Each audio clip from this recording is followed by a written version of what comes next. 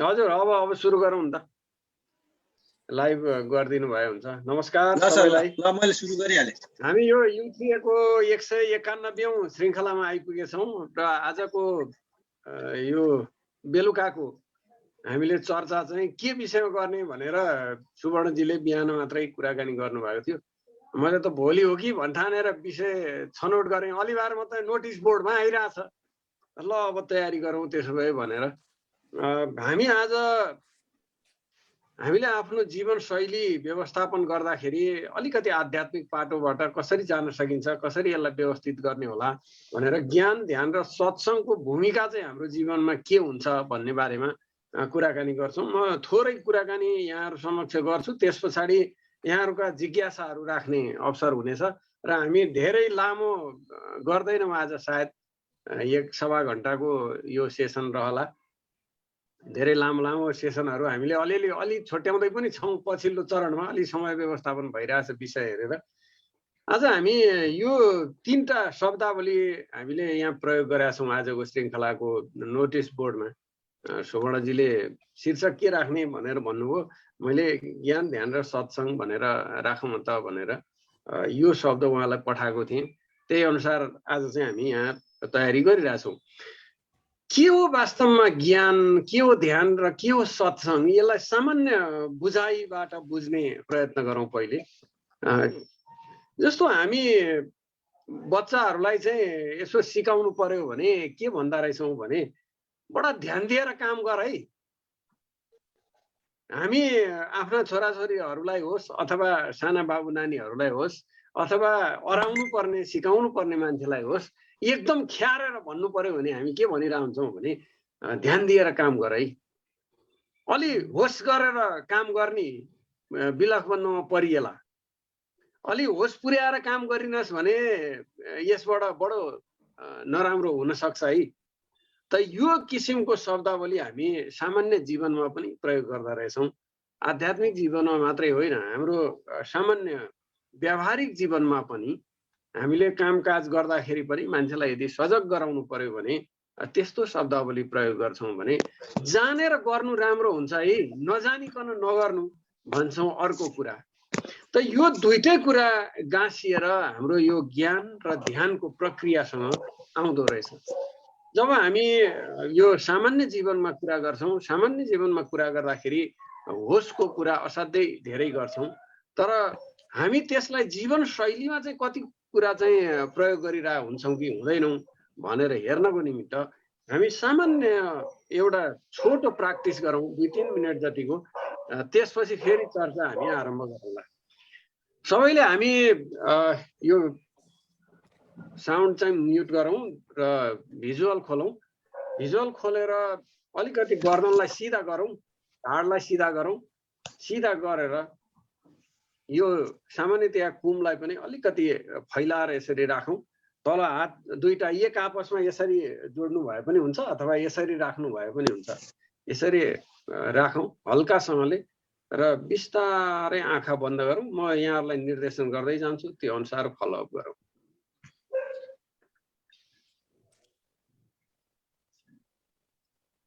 लामो गहिरो सास तानौँ, आँखा बन्द राखौँ, ढाड सिधा, गर्दन सिधा। दुवै हात एक आपसमा जोडेर घुँडामा अड्याउनु भए पनि हुन्छ अथवा चाहिँ पलेटी मारेर बस्ने सुविधा छ भने हल्का पलेटी मारेर त्यसमा हात राखौँ। लामो श्वास तानौँ।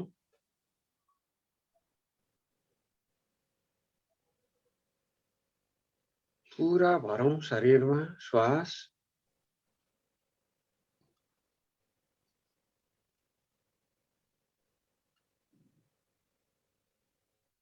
बिस्तारै छोड्दै जाउँ, पुरा शरीरलाई खाली हुने गरी। शरीरभित्र पटक्कै हावा बाँकी नरहने गरी पुरा छोडौँ। थोरै पेटलाई भित्र तानौँ, नाभि केन्द्र अलिकति भित्र धसियोस्।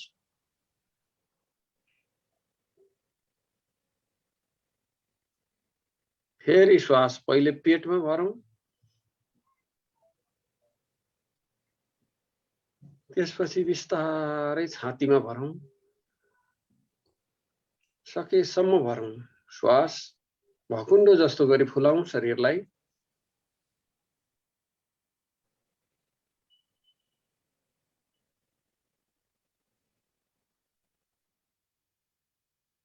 फेरि बिस्तारै छोडौं। पहिले छातीको श्वास छोडौं, त्यसपछि बिस्तारै पेटमा भएको श्वास छोडौं र नाभि केन्द्रलाई बिस्तारै थोरै भित्र तानौं, पुरा खाली गरौं।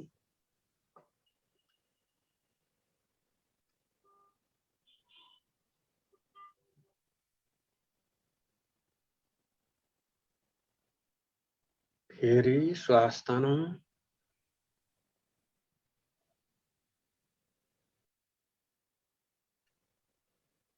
पुरा भरौं।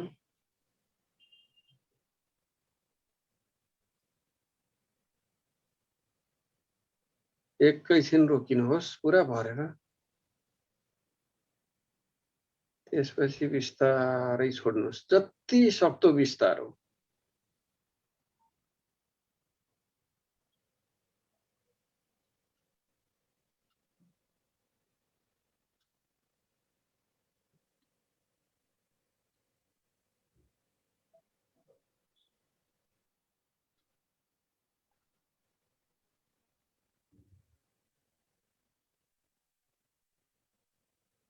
सकेसम्म बिस्तारो पुरा भरौं, सकेसम्म बिस्तारो पुरा छोडौं।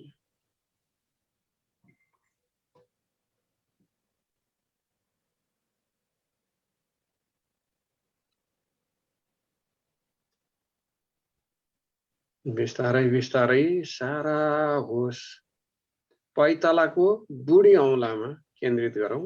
दुवै पाइतालाको बुढी औंलामा सारा ध्यान केन्द्रित गर्नुहोस्।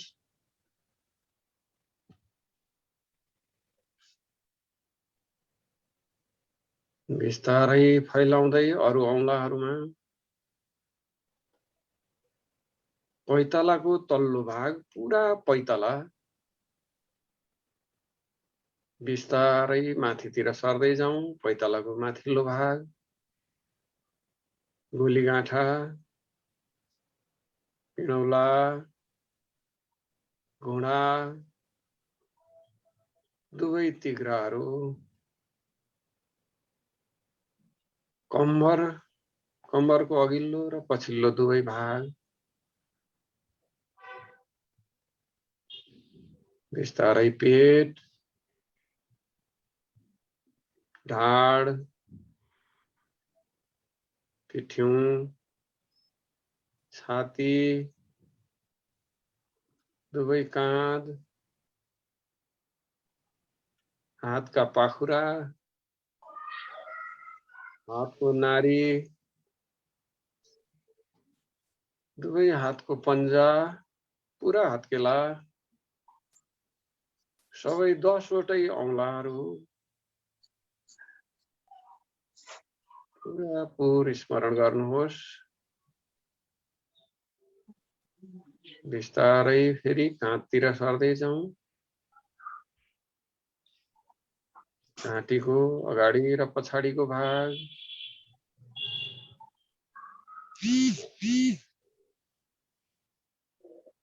बिस्तारै चिउँडो, ओठ,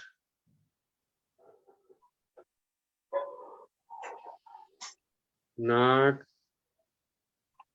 आँखा, दुवै गाला, कान, निधार, निधार भन्दा माथिको पुरा शिरको भागलाई याद गर्नुहोस्।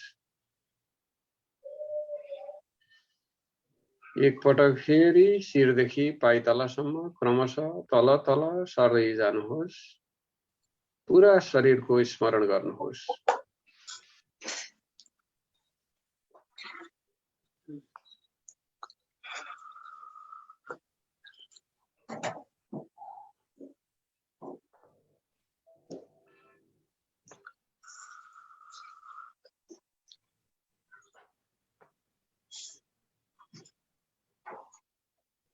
पूरा शरीर एकदम हल्का भएको अनुभव गर्नुहोस्। शरीरलाई एकदमै लुज छोडिदिनुहोस्। पूरा लुज छोडिदिनुहोस्। तनाव रहित शरीर, एकदम तनाव रहित लुज शरीर। सारा शरीरको जति पनि शक्ति छ शिरतर्फ प्रवाह भइरहेको अनुभव गर्नुहोस्। शिरको माथिल्लो भागमा भइरहेको सरसराहटको अनुभव गर्नुहोस्।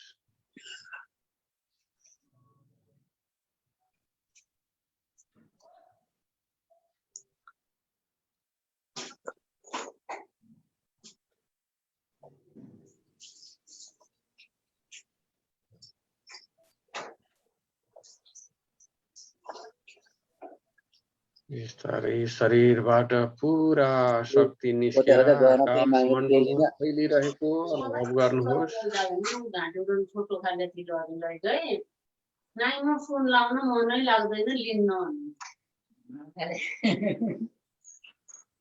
कानबाट हालियो लैजाउने कान पाप्दा भने म लिँदै लिँदैन भन्नु।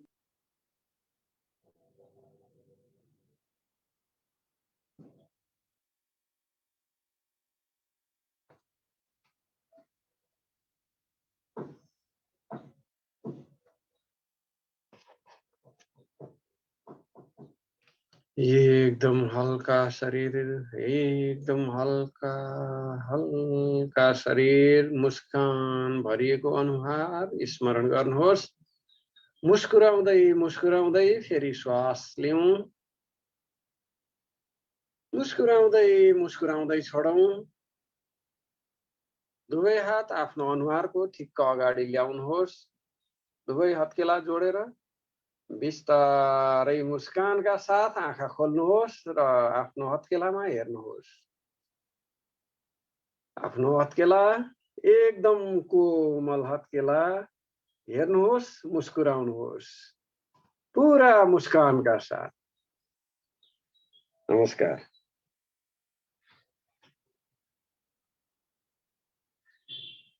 एउटा सानो अभ्यास हामीले आफूलाई होसमा ल्याउनको निम्ति, शरीरतिर फर्काउनको निम्ति हाम्रा इन्द्रियहरू सारा बाहिर बाहिर हेर्न प्रवृत्त भइरा हुन्छन्। कहीँ कुनै दृश्य देखिया छ, कुनै कानले सुनिया छ, कुनै स्पर्श गरिया छ। इन्द्रियहरू बाहिर फर्किराखेका इन्द्रियहरूलाई ठ्याक्क बन्द गरेर शरीरतर्फ, शरीरप्रतिको स्मरणमा केन्द्रित गराउँदा तपाईले अहिले जे अनुभव गर्नुभयो 1-2 मिनेटको अभ्यासमा, ध्यानले दुईटा कुरा, एउटा आफै प्रति होस र प्रेम जागृत गर्ने कुरालाई पहिलो प्राथमिकतामा राख्दछ। ज्ञानले पनि आफ्नै स्वरूप बोधको कुरालाई पहिलो प्राथमिकतामा राख्दछ। र हामी एउटा ठूलो हामीसँग कन्फ्युजन चाहिँ के देखिन्छ भन्दा, हामीले जति पनि विभिन्न सूचनाहरू संग्रह गरेका छौं, त्यो सूचनाको संग्रहलाई नै हाम्रो ज्ञान भनेर हामी मानिराखेका हुन्छौं। म धेरै जान्दछु, मलाई धेरै कुरा थाहा छ, यस्तो खालको कुराहरू हामी गरिराखेका हुन्छौं, सोचिराखेका हुन्छौं। त्यसले हाम्रो भित्रभित्रको अहंकारलाई तुष्टि गरिराखेको हुन्छ। म जान्दछु, म धेरै सूचना मसँग छ, यो पनि जान्दछु, त्यो पनि जान्दछु भनेर भनिराखेका हुन्छौं। त्यो सूचनाको जुन हाम्रो संग्रह छ, त्यो के हाम्रो हो त भनेर यसो हामी मन्थन गर्यौं भने चाहिँ हाम्रो कुरा त त्यसमा त केही पनि छैन। फलानाको किताबबाट अलिकति लिएको छ, त्यसको पदावली कण्ठ गरेको छ। फलानो शास्त्रबाट केही लाइनहरू लिएको छ, त्यस पदावलीलाई हामी व्याख्या र विश्लेषण गरिराखेका छौं। तर यो सूचनाको भारीले हामी असाध्यै थिचिएका छौं। त्यसैले यो ज्ञानी मानिसहरूले के भने सत्य असाध्यै सोझो हुन्छ, असाध्यै साधारण हुन्छ। यसलाई एकदम विशिष्टीकृत गरेर नहेर है। त्यसको निमित्त सबैभन्दा पहिले तिमी आफूतिर फर्केर हेर। त्यो आफूतिर फर्केर हेर्दाखेरि तिमी जस्तो देखिन्छौ, एकदम अल्टिमेट अवस्थामा, त्यो अवस्थामा बल्ल तिमीले आफूलाई बोध गर्नेछौ तिमी के हौ भन्ने कुरा। के तिमी शरीर हौ, के तिमी विचार हौ, के तिमी बुद्धि हौ, के तिमी तर्क हौ। यस्तो कुराहरू खोज्दै खोज्दै खोज्दै खोज्दै हामी जब एकदम सामान्यकरण गर्दै आफूलाई चाहिँ धरातलमा उतार्दै जान्छौँ त्यसपछि बल्ल एउटा अवस्थामा मानिसले बोध गर्दो रहेछ कि वास्तवमा मसँग भएको विचार पनि मेरो आफ्नो त होइन रहेछ, देखेको अनुभव गरेको सुनेको अथवा चाहिँ पढेको आधारमा बन्दो रहेछ भन्दा त्यो एउटा विचार रहितताको अवस्थामा, बुद्धि रहितताको अवस्थामा, तर्क रहितताको अवस्थामा हामी जे आफूलाई अनुभूत गर्छौँ वास्तवमा त्यही अनुभूति नै ज्ञान हो भनेर धेरै ज्ञानी पुरुषहरूले भने। तर हाम्रो तार्किक मस्तिष्कले त्यसलाई मानेन र हामी धेरै सूचना सङ्ग्रह गर्नुतिर एकदम प्रवृत्त भयौँ। अहिले पनि भइरहेछौँ। हामीलाई कतिपय दैनिक व्यवहार चलाउन पनि त्यो सूचना आवश्यक पर्छ। कहिलेकाहीँ त सूचना बेच्नु पर्ने पनि हुन्छ, सूचना ग्रहण गर्ने, त्यसलाई सङ्कलन गर्ने, त्यसैलाई बिक्री गरेर चलाउनु पर्ने पनि हुनसक्छ। भन्दा सूचनाको आवश्यकता नभएको होइन, तर त्यो सूचना भन्दा गहिराईमा अनुभूतिगत रूपमा हामीले गर्ने अनुभव चाहिँ वास्तवमा मन्थनले, यो निधिध्यासनले, चिन्तनले दिँदो रहेछ र त्यसले मान्छेलाई ज्ञानी बनाउने बाटोतिर अग्रसर गराउँदो रहेछ। अब त्यसलाई पुट दिने कुरा के त, अभ्यास कसरी लैजाने त त्यसो भए भन्दाखेरि यसै गफ गरेर मात्रै त भएन।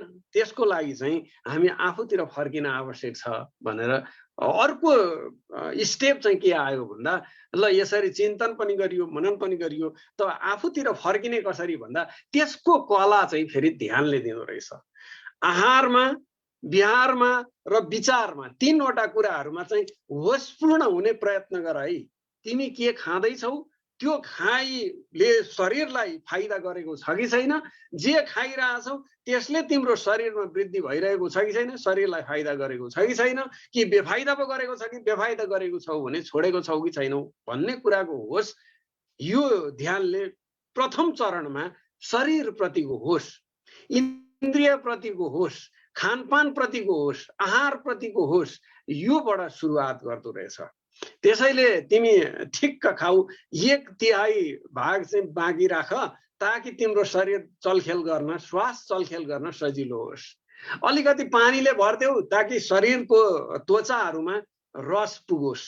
त यो किसिमले हाम्रो भोजनको व्यवस्थापन गर्ने कला हाम्रा विभिन्न ज्ञानी पुरुषहरूले पहिलेदेखि सिकाए। तर हामी चाहिँ काम गर्दैछौँ, खाँदैछौँ, हिँड्दैछौँ, खाँदैछौँ, गरिदिन्छौँ, त्यसको रस चाहिँ शरीरमा जाने हो कि होइन, त्यो होसपूर्ण खुवाइ छ कि छैन त्यतातिर हामीले विचार गरेनौँ। परिणाम त के भयो भन्दा त्यो जुन हाम्रो खाने तरिका छ त्यो खाने तरिका चाहिँ बिग्रियो। त्यो बिग्रिसकेपछि ध्यानको प्रथम पहलु नै आहारको व्यवस्थापनमा जुन लाग्नुपर्ने थियो त्यसमा गएन।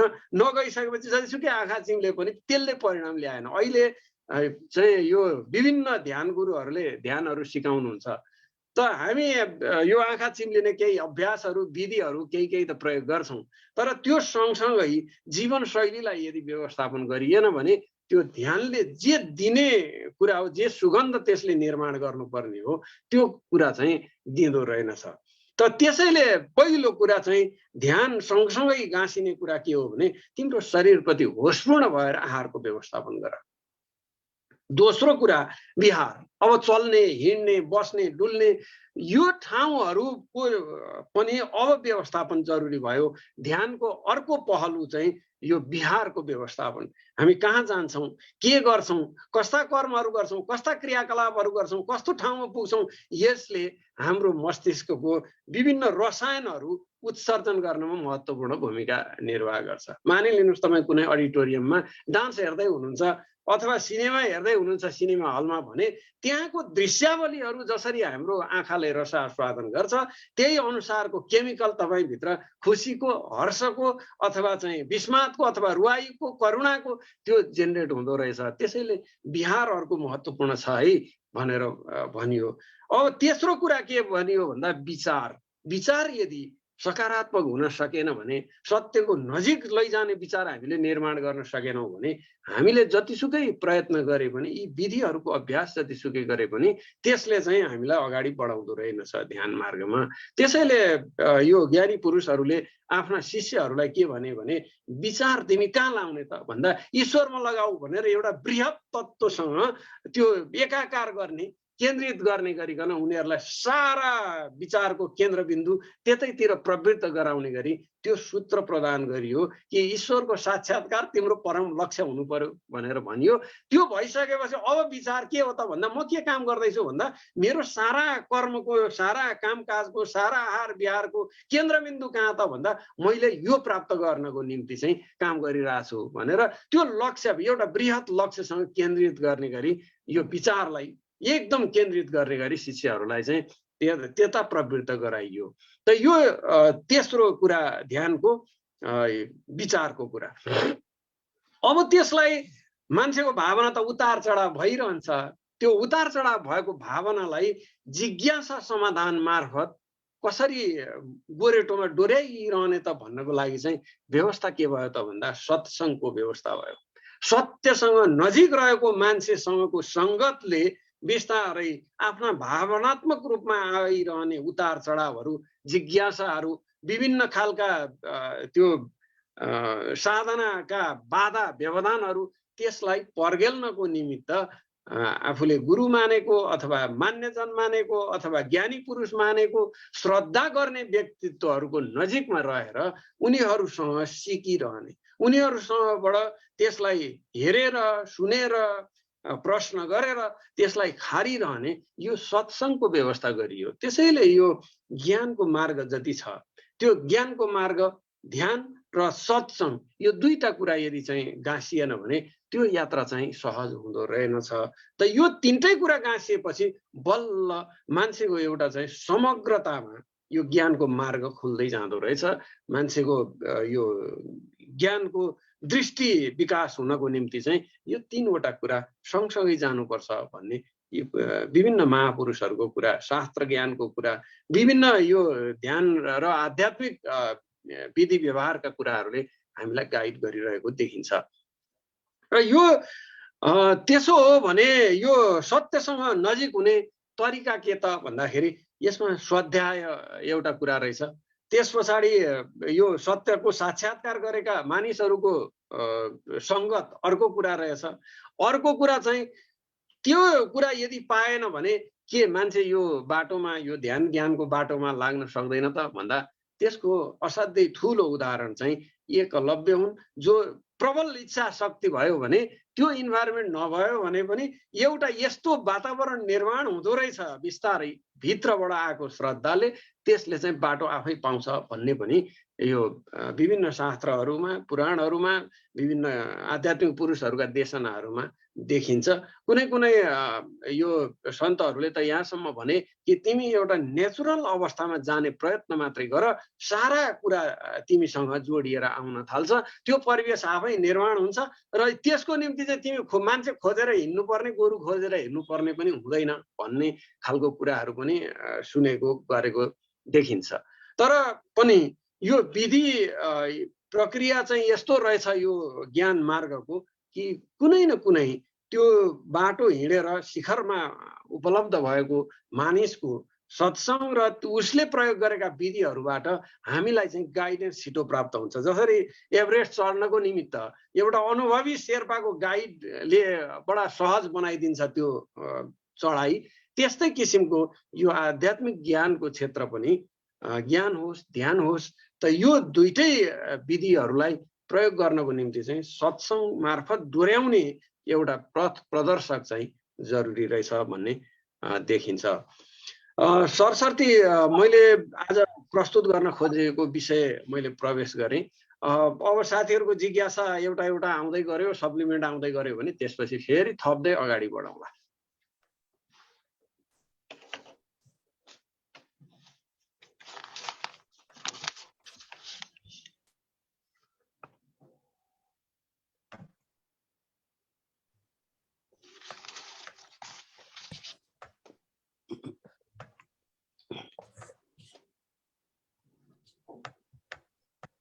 हजुर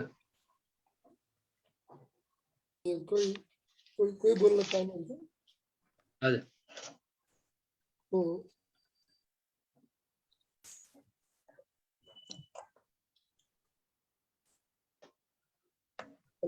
यो हजुर अनम्युट गर्नुहोस्। विश्वमणि सर। हजुर सबैमा अभिवादन। नमस्कार। हजुर एकदम धेरै सबै दिनपछि भेटघाट हो विश्वमणिजीसँग। हजुर अभिवादन। एकदम विषय प्रवेश साह्रै राम्रो गरी भएको छ, तर अहिले यो जुन हामी ध्यानमा जानको लागि चाहिँ अलिकति यो केन्द्रीकृत हुन नसक्ने अनि अलिकति तनावलाई व्यवस्थापन गर्न नसक्ने विभिन्न कारणले विभिन्न विधि व्यवहारले अलिकति मान्छे अहिलेको वातावरणीय कारण अरू विविध कारणले तनावमा रहने, त्यसलाई एउटा व्यवस्थापन गर्न अलिकति नसकिने एउटा, अनि अर्को चाहिँ त्यो आफूलाई अलिक कन्ट्रोल एकाग्र बनाउन अलिकति नसकिने जस्तो भइरहेको छ। त्यसपछि के उपाय होला सरलाई मेरो निवेदन थियो सर। एकदम राम्रो हो। यसरी कुराहरू आएपछि फेरि हामी चर्चा सुरु गर्न पनि सजिलो हो। बडा राम्रो कुरा गर्नु हो। अरू एक दुईवटा लिउँ कि त्यसपछि गरौँ कि के गरौँ? हुन्छ हुन्छ। अरू साथीहरू छ भने मैले पनि हजुर राम्रो दाइ धन्यवाद छ धेरै धेरै। म चाहिँ एकैछिन बाहिर निस्कनु परेर 5-7 मिनट जति चाहिँ नि उ भएँ, अलग भएको थिएँ, फेरि जोडिएँ। अब मलाई चाहिँ के लाग्यो भनेदेखि यो हामी पनि अहिले योगका कुराहरू गर्दैछौँ। सबभन्दा चाहिँ नि समस्या कहाँ रहेछ भने एउटा चाहिँ एकाग्र हुने चाहिँ कुरा रहेछ। मनमा कुराहरू सँगसँगै धेरै कुरा खेल्ने राम्रै कुरा हुन्, अब तर खेल्ने यो पनि गर्नु पर्यो यो पनि गर्नु पर्यो भनेर चाहिँ नि मनमा आउँदा मलाई नै त्यस्तो भयो कि बिहान गायत्री जप्छु नुहाएर, होइन? म पण्डितले चाहिँ नि गायत्री जप्नु भनेर भन्नुभएको छ। पहिला चाहिँ टुप्पी समातेर चाहिँ जप्नु, त्यसपछि फेरि 10वटा औँलालाई चाहिँ उ गरेर चाहिँ जप्नु भन्नुभएको छ है। कहिलेकाहीँ चाहिँ त्यही बिचमा चाहिँ एकदम धेरै बेर नलाग्ने, त्यही बिचमा पनि मैले 10 चोटि जपे कि जपिनँ भनेर चाहिँ नि आफैले बिर्सिहाल्ने के। अब म वास्तवमा अहिले भन्ने हो भने अब जागिर पनि छैन, त्यहाँ जागिरे चाहिँ दबाब पनि छैन, होइन? छोराछोरीको दबाब पनि, छोराछोरीलाई हुर्काउने, छोराछोरी बदमास भए अथवा यो भए कसरी पढाउने भन्ने चाहिँ चिन्ता पनि छैन। अब चिन्ताको हिसाबले चाहिँ एकदम कम भएको चाहिँ अवस्था छ। तर त्यही बिचमा पनि चाहिँ मन घुमेर अनि जहाँ मैले चाहिँ 10 चोटि चाहिँ त्यो जपिन कि एकचोटि टुप्पी समातेर त्यहाँदेखि 10 चोटि औँला चाहिँ एक औँला चाहिँ गरेर जप्नु पर्ने भनेर हाम्रो चाहिँ गुरुले सिकाउनु भएको हो, होइन? त्यो चाहिँ नि जप गर्दा गर्दै मैले चाहिँ 10 चोटि पुर्याइने कि भने चाहिँ कहिलेकाहीँ हुने के। त्यो ध्यान चाहिँ त्यही बिचमा पनि त्यति बेर पनि चाहिँ 5 मिनट जति पनि ध्यान केन्द्रित नभएर त्यो एउटा चाहिँ समस्या चाहिँ छ। अब अर्को कुरो चाहिँ के भने अब त्यो पुरै समाज चाहिँ नि त्यस्तो भएर हो कि नकारात्मक कुराहरू धेरै सुनिएर धेरै चाहिँ अब जहाँसुकै पढ्दा जतिखेर पनि पत्रिकामा पनि होइन म त नकारात्मक हुन हुँदैन भन्ने चाहिँ मनमा हुँदै पनि अब यो सम्पूर्ण वातावरण यस्तो नकारात्मक चाहिँ बनेर आयो। अब राज्य व्यवस्थाप्रति, संस्थाप्रति, सबैप्रति अविश्वास घटनाहरू पत्र पत्रिकामा आउने कुराहरू सबै त्यस्तो हुनाले चाहिँ के हो भनेदेखि अब गर्दिन भन्दा पनि त्यस्तै कुराहरू चाहिँ नि फेरि आफ्नो मनमा पनि उठेर आउने, अनि कुरा चाहिँ गर्दाखेरि प्राथमिकता चाहिँ नि नकारात्मक कुरातिर चाहिँ नि जाने, त्यो नजानिदो गरी चाहिँ नि गइहाल्ने त्यस्तो। अनि मानिसले सुन्न पनि त्यस्तै कुरा सुन्न खोज्ने, त्यस्तो समस्याहरू चाहिँ निस्क्यो। त्यसले गर्दाखेरि चाहिँ यसको के उपाय हुन सक्ला है?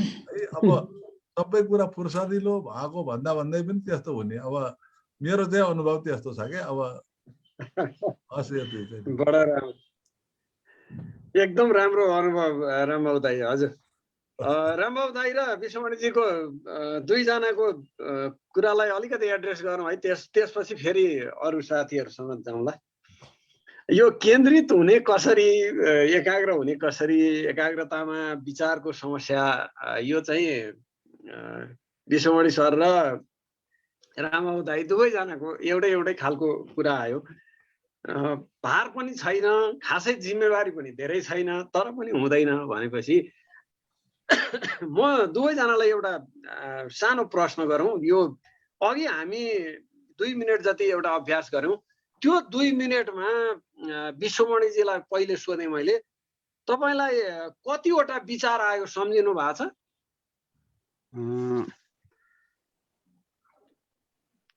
ठ्याक्कै त छैन। एउटा अलिकति मैले समय सम्बन्धी अलिकति के सम्झेँ त्यो बिचमा, एउटा त्यो सम्झेँ। दोस्रो चाहिँ अलिक सुरुमा मलाई अलि असहज भएको हो कि त्यो लामो सास लिँदा छोड्दा गर्दा भनेर अलिकति त्यो जस्तो दुईटा कुरा अलिकति मेरो मनमा आयो त्यो बिचमा। ए हजुर, अरू विचार तपाईँको कहाँ कहाँ भागिरहेको थियो, दौडिरहेको थियो होला नि त, कहीँ कहीँ कहीँ कहीँ आज अफिसमा के भयो कि, अथवा छोराछोरीले यसो गरे कि, खाना के खाने होला, यस्ता खालको कुराहरू कतिको आए? त्यसमा त त्यति गइनँ अघि चाहिँ, म त अलिकति समयकोतिर अलि मेरो ध्यान गइरहेको थियो एउटा चाहिँ, त्यसमा गइनँ सर। ए गइ रामबाबु दाइले त्यो अघिको अभ्यासमा सहभागी हुन भ्याउनु भयो? हैन, त्यो त्यसमा चाहिँ नि सुरुमा भयो, त्यसपछि मलाई चाहिँ बाहिर निस्किहाल्नु पर्यो, बाहिर जानुभयो है? त्यो हैन, मैले त्यो गरिरहेको छु, बिहान गरिरहेको छु नि, त्यो अभ्यास त बिहान गरिरहेको छु हो। अब यो कस्तो छ भने दुई तीनटा कुराहरू चाहिँ यो ध्यानको सुरुमा हामीले अभ्यास गर्दाखेरि चाहिँ दुई तीनटा कुरा ठुलो गल्ती गर्दा रहेछौँ। मैले पनि यो सुरुमा जब म विपश्यना ध्यानमा गएँ त्यहाँ मलाई के लाग्यो भने एउटा त हामी आसन स्थिरतामा जोड दिँदा रहेनछौँ। शरीरको जुन पोस्चर छ त्यसलाई स्थिरता देऊ भनेर भन्छन् योग गुरुहरूले पहिलो चरणमा। यदि तिमी ध्यानमा प्रवेश गर्ने हो भनेदेखि, योगमा प्रवेश गर्ने हो भने योगको पहिलो कुरा के हो भने स्थिरम सुखमासनम। पतञ्जलिले एकदम स्पष्ट सूत्र, पहिलो सूत्रमै के भनिदिए भने स्थिरम सुखमासनम। तिमी जति सजिलो गरी बस्न सक्ने जुन आसन छ त्यो आसनमा यस्तो स्थिरताका साथ बस, त्यसपछि तिम्रो यात्रा सुरु हुन्छ। आसन भनेको त्यही हो, बसेर हुन्छ कि पल्टेर हुन्छ कि घोप्टेर हुन्छ कि निउरेर हुन्छ कि जेसुकै गरेर गर, जुनसुकै पोस्चरमा गर, स्थिरम सुखमासनम। तिमी चाहिँ कति बेरसम्म स्थिर बस्न सक्छौ। अब सिद्धहरूले के भने भन्दा 15 मिनेटबाट यदि सुरु गर्न सक्यो भने राम्रै साधनातिर लाग्छ मान्छे। आधा घन्टा पुर्यायो भने अझै स्थिर हुन्छ। 1 घन्टा मजाले पलेटी मारेर अथवा पल्टेर स्थिरतापूर्वक यदि बस्न सक्यो भने त्यसपछि ध्यान लाग्न सुरु हुन्छ। शरीरको हलनचलन जब सुरु हुन्छ तपाईको विचारको हलनचलन पनि पैदा हुन्छ। विचारको हलनचलन कुदिराखेको बेलामा शरीर पनि स्थिर हुँदैन, मन पनि स्थिर हुँदैन। भनेपछि पहिलो काम चाहिँ के रहेछ भन्दा तपाईले केही पनि गर्नु परेन, बस्नुस् मजाले। अब म ध्यान गर्दैछु पनि बिर्सिनुस्, गर्नुस् के भन्दा मजाले यसरी बस्नुस् र यो बसिरहनुस्, विचार हेर्दै गर्नुस्। विचार आउँछ जान्छ, आउँछ जान्छ। मैले अस्ति एउटा सत्संग कार्यक्रम थियो बिहान, त्यो कालीगण्डकी प्रतिष्ठानमा, त्यहाँ पनि भनेको थिएँ। थुप्रै साथीहरूको यही जिज्ञासा थियो कि कसरी एकाग्र हुने, मन त स्थिर हुँदैन नि त बाबा, मनको नेचरै हो अस्थिर। अब तपाईलाई एकदम त्यो के अरे वनको सिंहलाई तपाईले डोरी लगाम लाएर कसेर राख्न खोज्नु भएको छ, ऊ वन जङ्गल चारिरहने सिंह बिचरा लगाम लाएर खोज्नेपछि त एकैचोटि त कहाँ तपाईको पासोमा आइहाल्छ त। त्यसको लागि त तपाईले लगाम एकदम यस्तो बनाउनु पर्यो कि बिस्तारै त्यो विचार दर्शनको शक्ति तपाईसँग जति बढी हुन्छ र एक्सेप्टेन्स पावर शरीरले जति बढी बढाउँछ त्यतिकै तपाईको एकाग्रतामा वृद्धि हुने हो। यो दुईटा बाहेक तेस्रो सूत्र कहीँ पनि छैन योगमा। त योगले के भन्यो, स्थिरम सुखमासन। अब त्यसपछि के हुन्छ त भन्दा विचारको चरित्र चञ्चल छ। यो चञ्चल चरित्रलाई तिमीले के माध्यमबाट नियन्त्रण गर्न सक्छौ त भन्दा नियन्त्रण गर्ने एउटै उपाय छ, त्यो तपाईको किन अब्जर्भेसन। यदि अब्जर्भेसनको कला तपाईभित्र विकसित हुन थाल्यो भने देख्नुहुन्छ हामीलाई अहिले त विचार चलिराखेको पनि थाहा हुँदैन नि, विचारको नेचरै हो यस्तै हो भन्छौँ हामी। तर एउटा यस्तो अवस्थामा तपाईले अब्जर्भ गर्दै गर्दै गर्दै जान थालेपछि के हुन्छ भने सानो भन्दा सानो विचार उम्रिँदैछ, तपाईलाई पहिले नै थाहा हुन्छ। यो उम्रिँदैछ भन्ने सजगता आउन साथ अब विचारले तपाईलाई आक्रमण गर्दैन।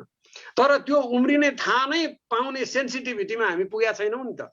त्यो नपुगेको कारणले गर्दा विचार आइरहेको छ, गइरहेको छ, आइरहेको छ, गइरहेको छ। त्यो हेर्ने अभ्यास र त्यो हेरेर तपाईले स्वीकार गर्ने अभ्यास जति बढाउनुहुन्छ त्यति त्यति तपाईको मन थाक्दै जान्छ।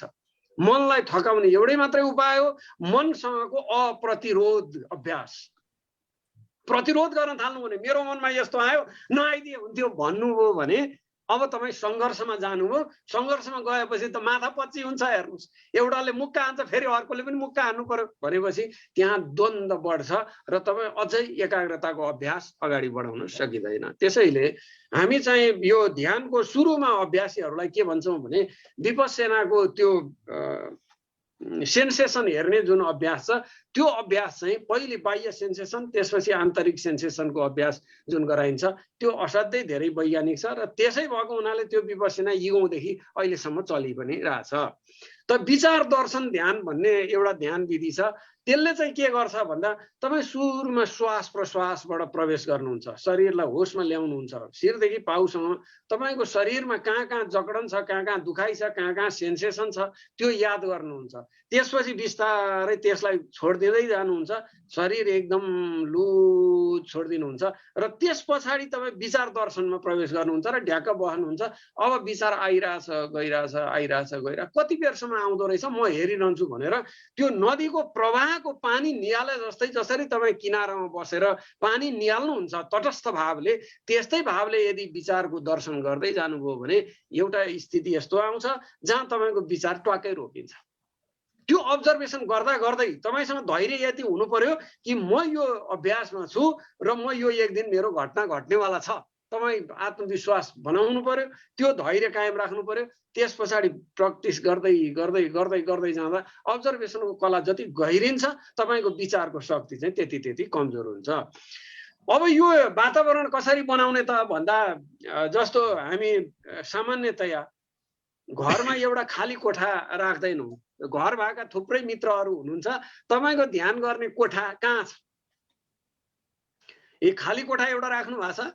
यदि छैन भने साँच्चै ध्यान गर्ने हो भने एउटा खाली कोठा आवश्यक छ जहाँ एउटा सामान्य तपाईँलाई मनपर्ने म्युजिक सिस्टम बजाउने कुराहरू राख्नुहोस्। चाहे भजन सुन्नुहोस्, चाहे गीत सुन्नुहोस्, चाहे चाहिँ अन्य केही नृत्यका विभिन्न साङ्गीतिक प्रस्तुतिहरू सुन्नुहोस्।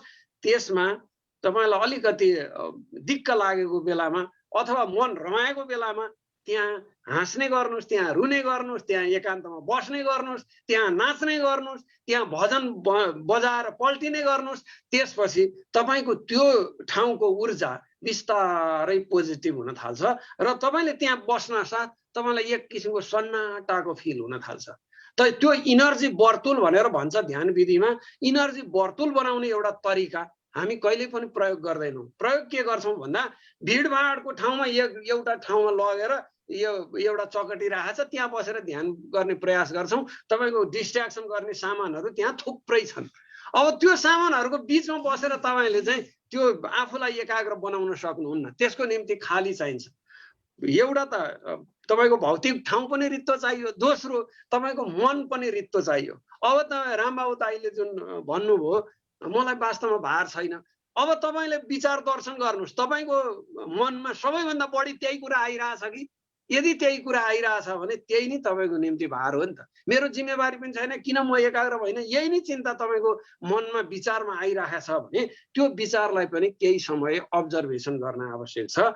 त्यही विचार हेरिरहनु पर्यो तपाईँले कति दिनसम्म आउँदो रहेछ। एउटा डायरी राखौँ, नोट गर्न थालौँ, भोलिदेखि अब्जर्भ गरौँ, नोट गर्न थालौँ, अब्जर्भ गरौँ, नोट गर्न थालौँ। मलाई लाग्छ 15 दिन यदि तपाईँले कन्टिन्युअसली आधा घन्टादेखि 1 घन्टाको अभ्यास गर्नुभयो भने यो विचारको प्रवाह चाहिँ एकदम स्वाट्टै घटेर जान्छ, ड्रास्टिकली घटेर जान्छ। त यो एउटा कुरा भयो भने दोस्रो कुरा चाहिँ यदि तपाईँ ध्यान विधिमा प्रवेश गर्ने हो भने आहार विहारको कुरालाई एकदम ख्याल गर्न आवश्यक छ। हामीले गर्ने आर्थिक गतिविधिहरू सबभन्दा बढी हामीलाई डिस्ट्र्याक्सन गर्ने नै आर्थिक गतिविधिहरूले हो। आर्थिक गतिविधिहरूको व्यवस्थापन यदि मिलाइसक्नु भएको छैन भने केही समय थाती राख्नुहोस्। पैसाको कारोबार पनि कसले गर्ने हो अर्कोलाई जिम्मा लगाइदिनुहोस्। तपाईँको डिस्ट्र्याक्सन आर्थिक गतिविधिले गर्दैन। अब सन्तानका गतिविधि जहाँ छन् यदि उनीहरू सक्षम भइसकेका छन् भने ल अब म यो 2-4 दिन चाहिँ मलाई डिस्टर्ब नगर भनेर सूचित गरिदिनुहोस् र मजाले बसेर हेर्नुहोस् त। सकेसम्म कम बोल्नुहोस्। त्यो अवधिमा बोलाइले तपाईँले बोल्नुहुन्छ, अर्कोले प्रतिक्रिया दिन्छ, विचारबाट विचार निर्माण हुन थाल्छ, शब्दबाट शब्द निर्माण हुन थाल्छ। त्यसले कहिले पनि हामी पार पाउँदैनौँ। त्यसको लागि चाहिँ कमभन्दा कम बोल्ने र मौनताको अभ्यास गर्न आवश्यक छ। त्यसैले यो तपस्या गर्दाखेरि चाहिँ विपस्यनाको यो ध्यान गर्दा मलाई लागेको 10 दिनसम्म मान्छेसँग नबोलिकन कसरी बस्न सक्छ होला मान्छे भन्ने लाग्थ्यो क्या मलाई त्यहाँ जानुभन्दा अगाडि। त्यो बडा इजिली 10 दिन बिताएपछि मलाई के लाग्यो भने महिनौ नबोले पनि हुँदो रहेछ त मान्छेलाई, काम चल्दो रहेछ भन्ने लाग्यो। पछि पनि म त्यस्तो मौन शिविरमा धेरैचोटि बसेँ। त्यहाँ बस्दाखेरि चाहिँ एकदम बोल्न पाइँदैन। उही खाने बेलामा खानेकुरा माग्ने, केही आवश्यकता पर्यो भने त्यहाँ चाहिँ धर्मपालहरूलाई भन्ने बाहेक अरू पूर्ण मौन बसेर त्यस्तो ध्यान गरिएको छ। 15औं दिनसम्म मैले 3 हप्तासम्म कन्टिन्युअसली एकै ठाउँमा बसेर त्यो ध्यान विधिको अभ्यास गर्दा मलाई के लाग्यो भने यो 6-8 महिना चाहिँ यदि नबोली बस्ने हो भने मान्छेको बोली नै बन्द हुने रहेछ क्या। र दिमाग त यसै बन्द भइहाल्छ, बोली पनि बोल्न पनि कठिन हुने रहेछ भन्ने लाग्यो। र यो 3 हप्तापछि जब बोली खुल्यो अनि गुरुजीले के भन्नुभयो भने तपाईँ धेरै नबोल्नुहोस् है, 2-3 दिन चाहिँ कम्ती बोल्नुहोस्। आज अलिअलि बोल्नुहोस्, भोलि त्योभन्दा अलि बढी बोल्नुहोस्, त्यसरी बढाउनुहोस् है। एकैचोटि चाहिँ आज धेरै गफ नगर्नु होला भनेर भन्नुहुन्थ्यो। त त्यो अभ्यास गर्दै जाँदाखेरि चाहिँ धेरै कुराहरू यो ध्यानको सत्सङ्गको ज्ञानको मार्गमा चाहिँ कस्तो हुँदो रहेछ भने तपाईँ आफूले पनि आफैलाई अनुसन्धान गर्दै जानु पर्दो रहेछ। मेरो विचार कम्ती भएको छ, बढी भएको छ, बढी किन भएको छ, कम्ती किन भएको छ, के गरेको थियो र कम्ती भयो, के गरेको थियो र बढी भयो। यो जब किनले तपाईँ जाँदै गर्नुहुन्छ अनि त्यस पछाडि यो आर्थिक गतिविधिको पाटोबाट तपाईँलाई सताउन कम थाल्छ अनि त्यसपछि बल्ल तपाईको ध्यानमा एकाग्रतामा वृद्धि हुने हो। आर्थिक पाटोको झमेला पनि यत्तिकै छ, सन्तानहरूको झमेला पनि यत्तिकै छ, व्यवहारको झमेला पनि यत्तिकै छ। एउटा खाली कोठामा बसेर नाच्ने गाउने व्यवस्था पनि मिलाएको छैन अनि ध्यान लागेन भनेर रोइ कराई गरेर त भएन।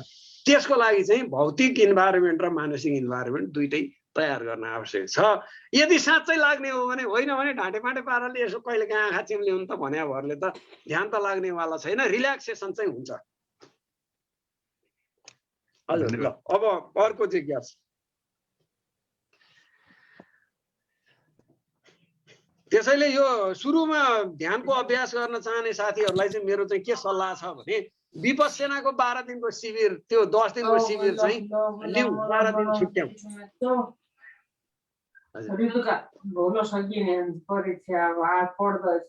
कताबाट आवाज आइरहेछ? हजुर, अरू साथीहरू म राखौँ सर? ए ल हस् हजुर हजुर प्लिज। गुप्ता सर बोल्नुहुन्छ कि म बोलौँ? ल आयर सर बोलौँ पहिला। गुप्ता सर बोल्नुहुन्छ नि, ल आयर सर राख्नुहोस्। ल धेरै सर नमस्कार हजुर। म चाहिँ आज अलि ढिलो जोडिए, मैले सरको सबै प्रस्तुति त सुन्न पाएन, तर रामबाबु सरले जुन कुरो उठाउनु भयो त्यो सबैमा लागु हुन्छ, ममा पनि त्यही लागु हुन्छ। यो अरू सरहरूमा के छ त्यो भन्न सकिनँ, तर चाहिँ नि यो उसमा हजुरको यो एकाग्र चित्त गर्नका लागि र अनि राम्रा नराम्रा विचारहरूलाई व्यवस्थित गर्नका लागि खप्तड बाबाले विचार विज्ञानमा के कुरो लेख्नु भएको छ भने दिनभरमा 24 घण्टामा चाहिँ नि के विचारहरू आए ती टिप्दै गर्ने र त्यसमध्ये राम्रा नराम्रा विचारहरू छुट्याउनुहोस् र अर्को दिनदेखि नराम्रा विचारहरू घटाउँदै जाने र राम्रा विचारहरू मात्र आउने अभ्यास गर्नुहोस्। यसरी चाहिँ नि विचार नियन्त्रण गर्न सकिन्छ भन्ने कुरो छ। अर्को कुरो यो चाहिँ अब यो हामीले ध्यान गर्दाखेरि पनि अब शरीर सक्षम छ भने त्यो सबै कुरो हुन्छ, शरीरमा पीडा छ भने ध्यान त्यतैतिर जान्छ, जतातिर दुखिरहेको छ, जता असहज अवस्था छ त्यतै जान्छ, त्यो बेला पनि ध्यान केन्द्रित गर्न सकिँदैन। र यो हामी एउटा कुरो अब यो उमेरमा सायद सरहरूलाई पनि त्यो होला, अब मेरो चाहिँ आफ्नो अनुभव, राति चाहिँ बाथरुम गयो भने त्यसपछि निन्द्रा लाग्न एकदमै गाह्रो हुन्छ र त्यो निन्द्रा कसरी लाग्छ भन्ने पनि अब यहाँ योभन्दा अगाडि पनि केही जिज्ञासाहरू आएका थिए र यो विषयमा चाहिने कुराकानी भयो। धेरैले चाहिने आफ्नो श्वास प्रश्वास चाहिने केन्द्रित गर्ने, त्यही सम्झिने, कसैले चाहिने 1 देखि 1000 सम्म गिन्ती गर्ने र त्यसलाई उल्टो पनि गर्ने, त्यसरी पनि निन्द्रा लाग्छ भने कसैले होइन एउटा अनुहार अथवा एउटा भगवानको चित्र अथवा कुनै चाहिने मूर्ति त्यस्तो चाहिने आकृति सम्झने, त्यो बाहेक अर्कोलाई चाहिने दिमागमा आउनै नदिने र त्यसरी एकचित्त भएर निन्द्रा पर्छ भन्ने पनि अब यस्तै कार्यक्रममा सुन्नमा आयो। तर यी जति गर्दा पनि त्यो निन्द्रा नलाग्ने बेला लाग्दैन यो चाहिने। यो जति अभ्यास गर्दा पनि त्यो हुँदैन। कि त म सुते भन्ने एकचित्त भएर सुत्यो भने निन्द्रा लाग्छ, अन्यथा त चाहिने त्यो हामीले त्यसलाई पनि नियन्त्रण गर्न के उपाय हुन्छ? आखिर अब यी एउटा अनुभवका र विचार आदान प्रदानका कुरा हुन्। अर्को कुरो अब जुन यो ध्यानको योगाभ्यासको कुरो सरले गर्नुभयो, यो चाहिँ त हामीले नियमित अभ्यास 10 मिनट 15 मिनट आधा घन्टा नियमित अभ्यास नगरिकन यो चाहिने सम्भव हुँदैन। त्यो मेरो अनुभव चाहिने त्यो हो। त अब मन त निश्चय नै चञ्चल छ, त्यसलाई त नियन्त्रित गर्न त बहुत गाह्रो छ। एकछिन हामी एकचित भएर एक ध्यानमा बस्यौँ भने पनि थरी थरीका विचारहरू घुम्छन् र हामी चाहिँ एकचित्त हुनै सक्दैनौँ। तर त्यो अभ्यास गर्दै गयो भने त्यो पनि सहज हुँदो रहेछ भन्ने मेरो चाहिने अनुभव छ। अब मैले नि यस्ता कुरातिर चाहिने गर्छु र अब मेरो यतिकै हो सर, मैले आफ्नो अनुभव राखेँ। हस्, नमस्कार। हजुर गुप्ता सर। धीर सर नमस्ते। नमस्कार। मैले चाहिँ सरसँग एउटा के जिज्ञासा रहन खोजे भने सर, अब घर परिवारभित्रै श्रीमती, छोरा छोरी अथवा बुहारी का बिचमा जति भावनात्मक अथवा व्यवहारका कुराहरूमा विमतिहरू चाहिँ राखिया हुन्छ। झगडा होइन कि अब कुनै विषय प्रसङ्गमा चाहिँ फरक खालको धारणाहरू होइन, विमतिहरू राखिन्छ। अब यी कुराहरूले चाहिँ काहीँ न काहीँ कतै न कतै अहिले सरले भन्नुभएको थियो ठोकिन्छ, त्यसले कतै न कतै तनाव दिन्छ, सृजना गर्छ होइन। अब यी सबै कुरा ती अब कुनै अर्थमोहका कुरा होला नि, कुनै अरू के मोहका कुरा होला नि, केही न केही होला नि तिनीहरू चाहिँ। अब यसबाट अलग भएर शान्त भएर चाहिँ शान्त चित्तले बस्नका लागि चाहिँ अब कम बोल्नु र ती सबै कुराहरूबाट टाढा रहनु, अथवा कसले के गरेछ त्यो कुरामा कुनै खालको मतलब नगरेर आफूले चाहिँ त्यो कुरामा कुनै पनि किसिमको चासो नै नराख्दाखेरि त्यसबाट चाहिँ अलिकति टाढा भइने र अब त्यो शान्त हुने हो वा अब होइन, त्यसमा चासो त राख्नुपर्छ, तर पनि अब चासो यति मात्रै राख्ने अथवा यसो गर्ने यसो नगर्ने भन्ने खालको त्यस्तो खालको के कस्तो खालको वातावरण बनायो भने त्यसबाट अलिकति शान्ति मिल्छ भनौँ न। अब अरू अन्य ढङ्गबाट चाहिँ यसरी हामी डुल्नको लागि चाहिँ सहजता महसुस हुन्छ। त्यो चाहिँ अब सरले अलिकति बताइदिनुहुन्छ कि भनेर सर। अच्छा, एकदम म अलिकति शान्त हुन मन लाग्यो मलाई भनेदेखि मैले कुनै पनि किसिमका पुस्तकहरू लिएर म एक्लो भएर बस्छु र त्यसबाट चाहिँ म त्यो किताबमै हराउने प्रयत्न गर्छु। त्यो मेरो एउटा चाहिँ अहिलेसम्मको बानी चाहिँ त्यस्तो छ। मैले चाहिँ किताब भेट्टाएँ भने म चाहिँ त्यसलाई त्यसरी त्यही भित्र मात्रै रुमल लिन सक्ने अवस्थामा चाहिँ पुग्छु म चाहिँ। एकदम राम्रो कुरा आयो वास्तवमा। हो, यसै गरी नै वास्तवमा यो सत्सङ्ग भनेको पनि सायद यही होला। यो विचार माझ्ने कुरा, जिज्ञासाको कुरा समाधान गर्ने कुरा सत्सङ्गले गर्ने यही नै हो। जस्तो यहाँ दुईटा कुरा आयो। एउटा चाहिँ कृष्णबहादुर अयर सरले भन्नुभयो विचार विज्ञानको कुरा, राम्रा नराम्रा विचार, नराम्रा विचारहरूलाई राम्रा विचारबाट प्रतिस्थापन।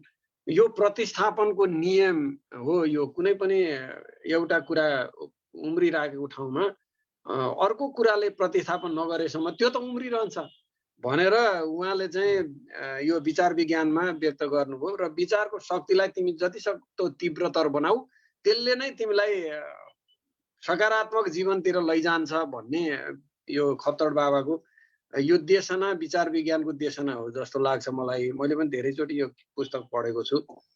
त्यसैले मैले अघिको चर्चामा सुरुमा भनेको थिएँ कि गुरुहरूले आफ्नो शिष्यहरूलाई किन गर्ने त ध्यान, त्यसो भए तपस्या किन गर्ने अथवा सत्संग किन गर्ने भन्दा सबै कुरालाई एउटै उनीहरूले के भनिदिए भने ईश्वर प्राप्तिको खातिर। सारा यो हाम्रा जति पनि वैदिक साहित्यहरू छन् यिनीहरूले ईश्वरलाई केन्द्रबिन्दुमा किन राखे त भन्दा त्यो चिज छ कि छैन कि कस्तो स्वरूपमा छ के छ कसो छ त्यतातिर नजाउँ त जाउँ के त भन्दाखेरि त्यो चिजमा यदि केन्द्रबिन्दु बनाइदियो भने त अन्त त भड्केन नि त मन। म ईश्वर प्राप्त गर्नु छ, ईश्वरको स्वरूप देख्नु छ, ईश्वरको स्वरूप बोध गर्नु छ भन्ने कुरा एउटै सिंगल एजेन्डामा हिँड भनेर शिष्यहरूलाई सारा पछि लाउने गरी किन व्यवस्था गरियो होला त भन्ने मैले चाहिँ यो ध्यानमा लागेपछि वास्तवमा छैन त केही पनि छैन। नेति नेति भनेर सिद्ध्याइदिएका छन् शास्त्रहरूले पनि। रसो वैश भनेर भनेको छ, परमानन्द स्वरूप भनेर भनेको छ भन्दा यस्तो चिजलाई ईश्वर छ भन्ने अवधारणा बनाएर त्यसको मूर्तिमान विचार बनाइदिएर त्यता मान्छेलाई किन लगाइयो होला भनेर मैले खुब धेरै दिनसम्म यो मथिङ्गल घुमाइरहेको छु, ध्यान गरिरहेको छु। यो ईश्वर भन्ने चिज चाहिँ किन राख्या होला मेरो दिमागमा त्यही घुमिरहेको थियो धेरै दिनसम्म। बुद्धलाई नास्तिक भने त यो किन नास्तिक भनेको होला त्यही कुरा घुमिरहेको थियो मलाई विपश्यनाको 3-4 दिनसम्म। हेर्नुहोस् 5औं दिनदेखि चाहिँ हरायो यो बेतुकको कुरा मेरो दिमागमा किन आइरहेको छ, फेरिका कामै छैन, यहाँ जे गर्नु भनेको छ त्यो गरे त भइगयो, यही विधिले कहीँ पुर्याउला भनेपछि म 5औं दिनदेखि बडा कन्भिन्स भएको थिएँ र त्यस पछाडि त्यही सेन्सेसन हेर्नेतिर 5औं दिनदेखि आन्तरिक सेन्सेसनमा प्रवेश गरिन्छ। त्यो आन्तरिक सेन्सेसनमा प्रवेश गरेपछि अर्कै आह्लाद उत्पन्न हुन्छ शरीरभित्र, त्यसपछि अर्कै संसारमा पुग्यो। त यो हामीले गर्ने ध्यान चाहिँ म एउटा सानो कथाबाट यहाँलाई प्रष्ट बनाउन चाहन्छु।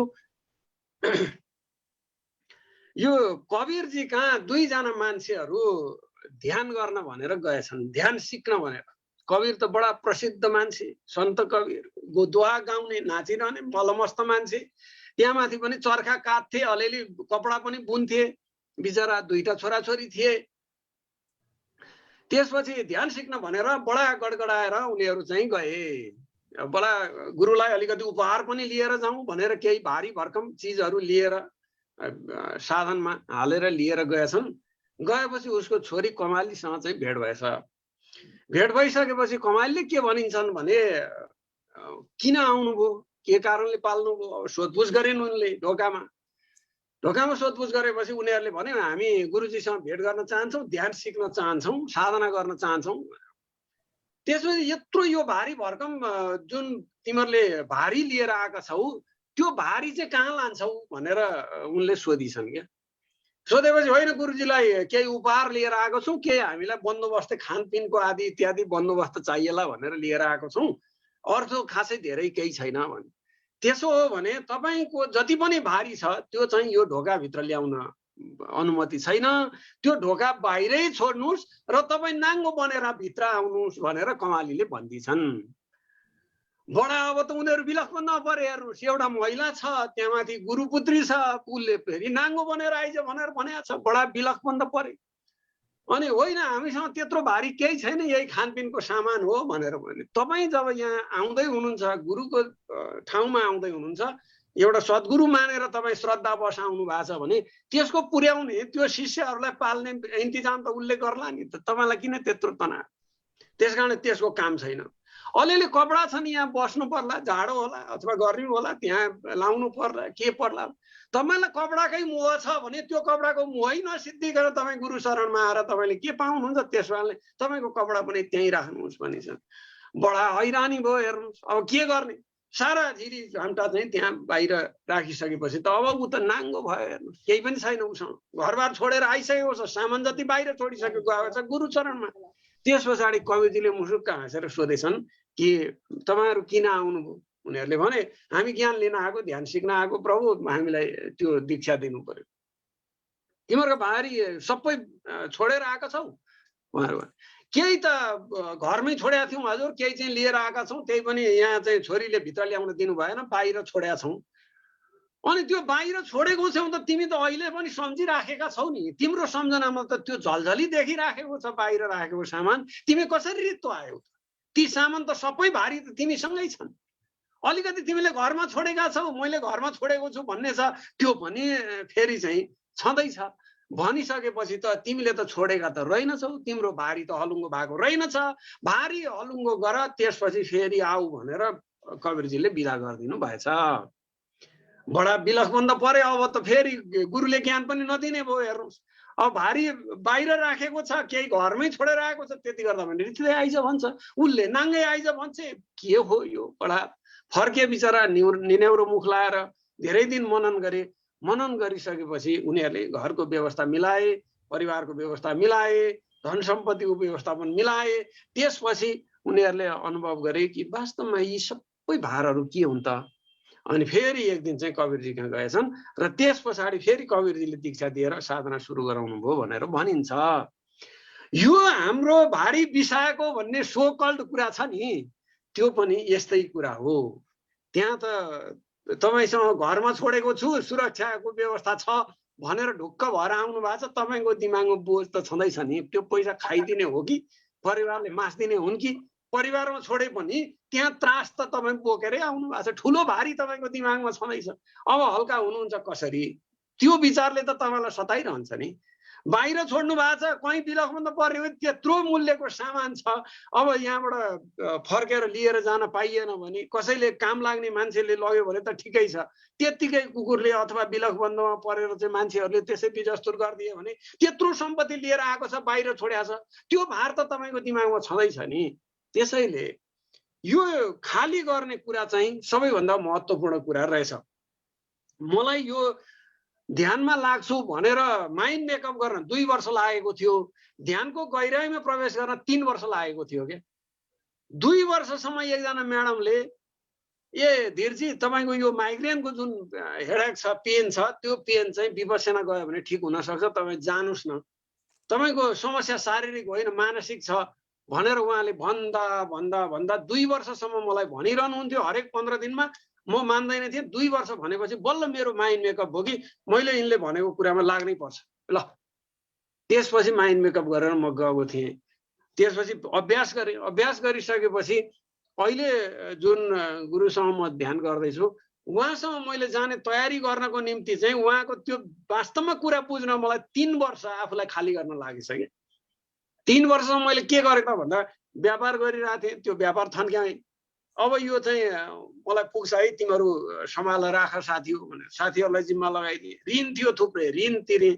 घर व्यवहारको कुरा मिलाउनु थियो, केटाकेटीको पढाइको व्यवस्था गर्नु थियो, त्यो व्यवस्था गरिदिएँ। त्यसपछि मलाई के लाग्यो भने अब म घरमा नभए पनि हुन्छ। श्रीमतीलाई पनि भने मैले, म चाहिँ फर्केर आएँ भने पनि ठिकै छ, आइन भने पनि तिमीहरूलाई लाइखाइ गर्ने व्यवस्था छ, म कहाँ हुन्छु तिमीहरूलाई थाहा भइहाल्छ। ल म चाहिँ हिँडेँ, अब लाग्छु अलिबार। बडो सबै कुरा त्यो भारी जिम्मा लाएर हिँडेको हुनाले अनि बल्ल केही घटनाहरू चाहिँ घटेको हो। र मेरो आफ्नो अनुभव चाहिँ के हो भने, हामी छोड्यौँ भनेर भन्छौँ, छोडेको हुँदैनौँ क्या, बोकिराखेको हुन्छौँ त्यो भारी। त्यहाँ बिसायौँ भनेर भन्छौँ, बिसाएको हुँदैन, मनमा भारी बोकिराखेको हुन्छौँ क्या। त्यो मनको भारी हल्का गराउन तपाईँले जब मनलाई कन्भिन्स गर्न सक्नुहुन्छ, त्यसपछि ध्यान चाहिँ 1 सेकेन्डभित्र घटित हुन्छ।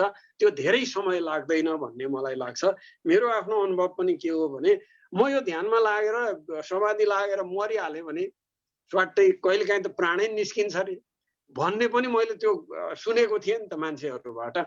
त्यो अघिल्लो दिनसम्म मलाई त्यो घटना हुन्छ भन्ने कुरा यादै थिएन। त्यसपछि म जब त्यो पल्टेर एउटा शून्यताको अवस्थाको अनुभव हो, त्यसपछि मैले गुरुजीलाई सेयर गरेको थिएँ। उहाँले भोलिपल्ट अनि यसो गर्नुहोस् न, त्यसो भएन, यो चाहिँ तपाईँको मनले यो अलिक दुःख दियो भनेर उहाँले कन्भिन्स गरिदिनु भयो। त्यस पछाडि अब त्यतिखेर गुरुप्रतिको श्रद्धा अलिकति बढी नै भइसकेको हुनाले भोलिपल्ट काम गर्यो। त यसरी हामी चाहिँ त्यो खाली गर्ने भन्ने हामी मानसिक रूपमा सोच्न त सोचेको हुँदा रहेछौँ, तर वास्तवमा हामी खाली भएका हुँदैनौँ। त्यो खाली नभएको कारणले हामीलाई दुःख दिइरहन्छ त्यो भारीले। हेर्नुहोस् त, यो खाली गर्ने एउटै मात्रै कुरा हो, निरीक्षण, बोध र सजगता युक्त प्रज्ञा। निरीक्षण तपाईँले गरिरहनु पर्यो, मेरो मन कहाँनिर केन्द्रित छ।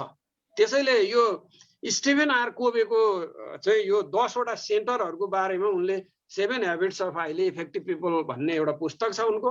त्यो पुस्तकमा उनले के भन्छन् भने तिम्रो केन्द्रबिन्दु कहाँ छ, 10वटा सेन्टर हुन्छ भन्ने उनको रिसर्चले देखाएको छ। त्यो 10वटा सेन्टर मध्ये तपाईँ कुन सेन्टरको मान्छे हो पहिले त्यसलाई आइडेन्टिफाई गर्नुहोस्। धन केन्द्रित हो कि, परिवार केन्द्रित हो कि, चर्च केन्द्रित हो कि, साथीभाइ केन्द्रित हो कि, अरू यो सामाजिक सेवा केन्द्रित हो कि, तपाईँको नेचरको केन्द्रबिन्दु कहाँ हो त्यो पहिले पत्ता लगाउनुहोस्, त्यसमा काम गर्नुहोस्। त्यो नअगाएसम्म तपाईँ अगाडि जान सक्नुहुन्न है। त्यस कारणले जेमा भोक तपाईँ देख्नुहुन्छ त्यसमा काम गर्नुहोस् भन्छन् क्या उनले। यो एचिभमेन्ट कसरी बढाउने जीवनको भन्ने बारेमा बहुतै काम लाग्ने कुरा छ। म साथीहरूलाई त्यो पुस्तकको यो कुन च्याप्टर छ भने पुट फर्स्ट थिङ फर्स्ट भन्ने त्यो च्याप्टरलाई बडा गहनताका साथ अध्ययन गर्न अनुरोध गर्छु। त्यसले हामीलाई धेरै कुराहरू चाहिँ इन्टर्नलाइज गर्न मद्दत गर्छ भन्ने लाग्छ। अब यो निरीक्षण बोध र सजगता सहितको प्रज्ञा हामीभित्र नबढेसम्म तपाईँ आफूलाई कन्भिन्स गर्न सक्नुहुन्न। हामीले स्यालो रूपमा बाहिरी रूपमा त कन्भिन्स गरे जस्तो लाग्छ, तर भित्र त्यसैले पेन सिर्जना गरिराखेको हुन्छ। त्यो कुरालाई हामी मनन गरौँ र यो विचार निरीक्षण चाहिँ किनले गरौँ। अघि उसले कृष्णबहादुर अयर सरले भन्नुभएको एकदम सही कुरा हो कि तपाईँले विचार जति बढी टिप्दै जानुहुन्छ त्यति तपाईँ विचारप्रतिको सजगता वृद्धि हुन्छ। त्यसैले यो आध्यात्मिक गुरुहरूले पनि अहिले पछिल्लो चरणमा चाहिँ धेरै गुरुहरूले डायरी लेख्ने शिष्यहरूलाई चाहिँ इन्करेज गर्नुहुन्छ, किनभने त्यसले तपाईँको नचाहिने अनावश्यक विचारहरू छाटिँदै जान्छ, सजगता वृद्धि हुँदै जान्छ लेखनले। किनभने त्यसमा पिक्टोरियल फर्ममा आउन थाल्छ, लेख्न थालेपछि शब्द अक्षरमा व्यक्त हुन्छ र त्यो अक्षर जब तपाईँ अध्ययन गर्नुहुन्छ अनि तपाईँको भित्र इन्टर्नलाइज हुन थाल्छ शब्द, र त्यसले एउटा पिक्चर क्रिएट गर्छ कि म भित्र त यस्तो खालको कुरा पो रहेछ। त त्यो पिक्चराइज भइसकेपछि त्यसलाई हटाउने प्रयत्न गर्न सजगतामा वृद्धि हुन्छ भन्ने त्यो मनोवैज्ञानिकहरूको पनि धारणा छ। र अहिले पछिल्ला चरणमा यो म्यानेजमेन्टबाट सिकेको टुल्स हो गुरुहरूले यो डायरी लेखनको अभ्यास, यो असाध्यै उपयोगी छ। अब गुप्त सरको कुरा जहाँसम्म छ परिवारभित्रै बसेर नै गर्ने हो। अहिले हामीले चाहिँ यो पूर्ण जङ्गल जाने सन्यासको कुरा गर्दैनौँ। त्यसैले ओशोले के भन्नुभयो भने यो नवसन्यास भनेर उहाँले दीक्षा दिएर सुरु गर्नुभयो। पहिलेका गुरुहरूले त्यो आध्यात्मको एउटा उचाइमा पुगेपछि सन्यासको घोषणा हुन्थ्यो भने उहाँले सन्यासको घोषणा गरेर अध्यात्ममा प्रवेश गराउने विधि प्रयोग गरिदिनु भयो। किनभने यो युगीन सन्दर्भ यस्तो छ कि मान्छे कमर्सियल एक्टिभिटिजबाट टाढा बस्न चाहँदैन। त्यसैले के गर्ने त भन्दा उत्सवमय बनाऊ पहिले जीवनलाई। के गर्दा तिमी रमाउँछौ, नाच्दा रमाउँछौ भने नाच, गीत गाउँदा रमाउँछौ भने गीत गाऊ, पौडी खेल्दा रमाउँछौ भने पौडी खेल, खेलकुदमा रमाउँछौ भने खेलकुदमा रमाऊ, सङ्गीत बजाउँदा रमाउँछौ भने सङ्गीत बजाऊ। त्यसमा डुब पहिले, त्यसलाई रस ल्याऊ। त्यो रस लिइसकेपछि तिमीभित्र जुन उत्साह र खुसीको ऊर्जा हुन्छ त्यो ऊर्जालाई ट्रान्सेन्ड गर। के मार्फतमा ट्रान्सेन्ड गर भन्दा सक्रिय ध्यान विधिहरूबाट ट्रान्सेन्ड गर। त त्यो ट्रान्सेन्ड गरिसकेपछि तिमीले जुन शून्यताको अनुभूति गर्छौ त्यसपछि तिमी जीवनको बाटो आफै पहिलाऊ, आफ्नै गोरेटो बनाऊ। त यो देशनाले संसारका धेरै मानिसहरूलाई काम गर्यो र अहिले पनि यो विभिन्न ध्यान विधिहरू, यो सक्रिय ध्यान विधिहरू चाहिँ यो मान्छेको तनाव व्यवस्थापनको लागि असाध्यै कारगर भएको छ संसारमा। निष्क्रिय ध्यान विधिले चाहिँ तनावलाई बढाउन पनि सक्छ सर्टेन समय, किनभने तपाईँले त्यो विचार खाली गरुन्जेलसम्म धेरै अभ्यास गर्नुपर्ने हुन्छ। तर सक्रिय ध्यान विधिले के गर्छ भन्दा शरीरको ऊर्जा र मानसिक ऊर्जा दुवैलाई, भावनात्मक ऊर्जा दुवैलाई बढाइदिन्छ एकसाथ। त्यसले तनावलाई स्वाट्टै घटाएर लैजान्छ र मान्छे चाहिँ ट्रान्सेन्ड हुन सजिलो हुन्छ। त्यसैले सक्रिय ध्यान विधिहरू क्विक फिक्स फर्मुला जस्तो हुन्। त त्यसको अभ्यास हामीले गर्न सक्यौँ भने धेरै हदमा विचारलाई छिटो पर्गेल्न सकिन्छ भन्ने मेरो आफ्नो अनुभव चाहिँ त्यस्तो छ। हजुर, अरू साथीहरूको यहाँ च्याट बक्सको पनि केही सुवर्णजी पढिदिनुहुन्छ? मकान्त सरको पनि केही भन्नु छ अरे। हजुर अरू रामचन्द्र सरले पनि यहाँ केही टिप्पणी गर्नुभएको जस्तो लाग्यो। रामचन्द्र सरले केही बोल्न खोज्नु भएको छ उहाँलाई, उहाँले बोल्नु भएको छ। हजुर हजुर मैले उहाँलाई अनम्युट गरेको छु। Ramchandra sir please. हस् हो सर, मेरो हो। हजुर हजुर हजुर प्लिज। सरलाई धन्यवाद, राम्रो प्रस्तुत। मैले खास कमेन्ट अनि अलिकति कम्प्लिमेन्ट थप्नु मात्रै खोजेको हो। हजुर हजुर एउटा यो प्रसङ्ग भनौँ मैले कहीँ पढेको, केदारनाथमा एकजना पाका योगी लामो समयदेखि तपस्या गरेर बसिराख्नु भएको थियो इन्डिया केदारनाथमा कुनै आश्रममा। अनि त्यो आश्रमको पल्लोपट्टि अरू कोठामा केही तीर्थयात्रीहरू आइपुगेछन्। त्यो ठन्डा ठाउँ छ, म त पुगेको छैन। राति भएपछि अनि एकदम जाडो भयो, चिसो भयो, हो यस्तो जाडो, यहाँ त यहीँ मरिनी भइयो भनेर निकै हल्ला खल्ला गरेर उनीहरूले कुरा गरेछन्। त्यो बाबालाई अलि साह्रै राति सही नसक्नु भएछ, जुरुक उठेर जानुभएछ। तिमीहरू के कुरा गर्दै हुनुहुन्छ तपाईँहरू? तपाईँहरू भर्खर हिजो आउनुभएको यस्तो लक्का जवान मान्छे हुनुहुन्छ।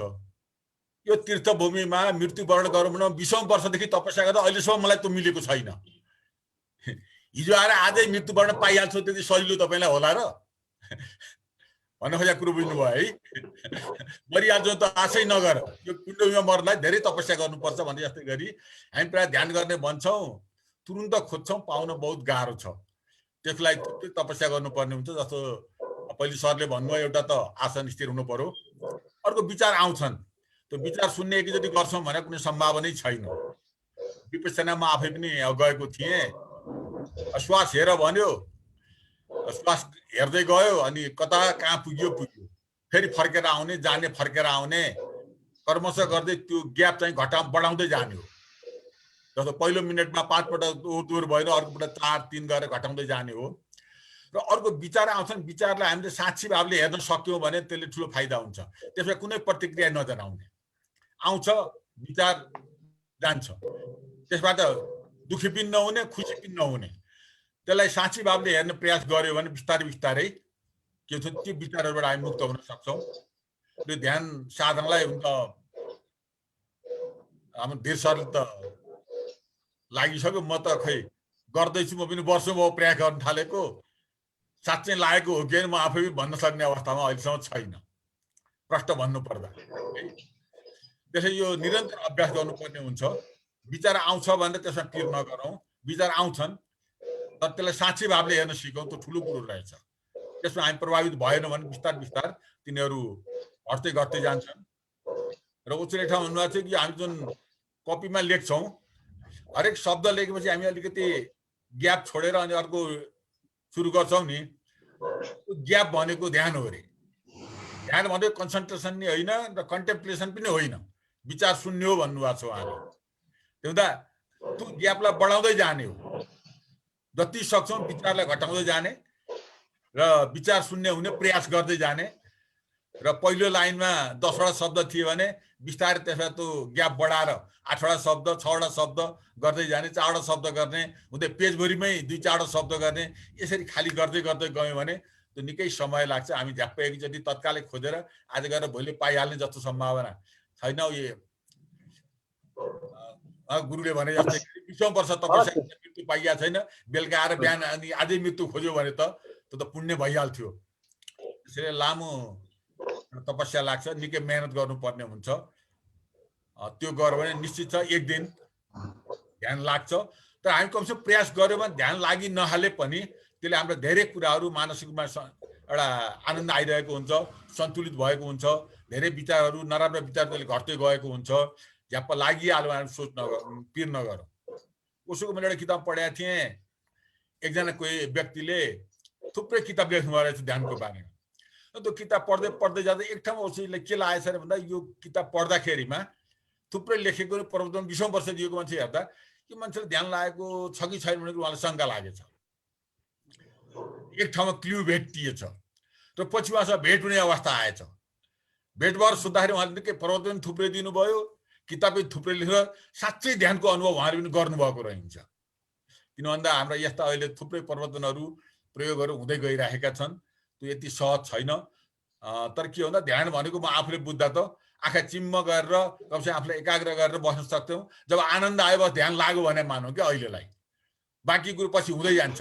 जब पस्दा आनन्द आयो मलाई ध्यान लाग्यो भने मानौँ, आँखा खोल्दा बेग्लै अनुभव भयो, ओहो हिजोको एकछिन आँखा नखोल्न पाए हुँदो जस्तो लाग्यो। हाम्रो यो प्रारम्भिक चरणको ध्यान त्यसलाई लागेको मैले मान्ने गरेको है। त्यो आत्मबोधै प्राप्त गर्ने ध्यान त त्यो मैले प्राप्त गरेको जस्तो मैले लाग्दैन, मैले भन्न सक्दिनँ।